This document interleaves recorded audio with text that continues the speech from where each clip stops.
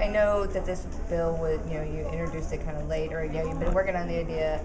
You have a 22-page amendment. It's already kind of a dense topic for lawmakers to get their arms around. Did you pretty much figure that this was going to be the result, that they'd want to put a hold on it?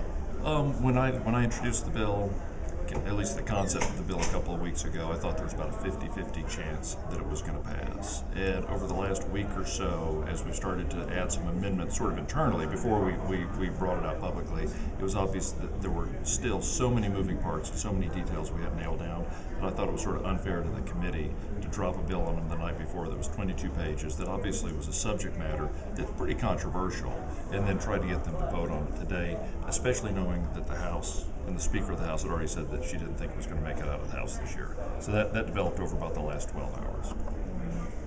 And, a lot of times summer study is just another word for killing a bill. What are your expectations? My expectations, the word's overused, but is for a very robust summer study. And that's part of the reason we went ahead and had the hearing today, because I thought our witnesses were so compelling that they got up there and really made the case much better than I could. I could stand off to the side, I could read a script, but when you get people whose lives actually could be impacted by this, I think that was much more compelling, and the committee is committed to having legitimate and I think very thoughtful summer study. There's an argument out there that Tennessee already has a prescription drug problem, and that we'd be adding another drug that, arguably there could be used in other ways for recreation. What's your response to that? My response to that is actually, if you look nationally, I think just the opposite has occurred. When you get states where you have medical cannabis available, you see a decrease in prescription opiate abuse.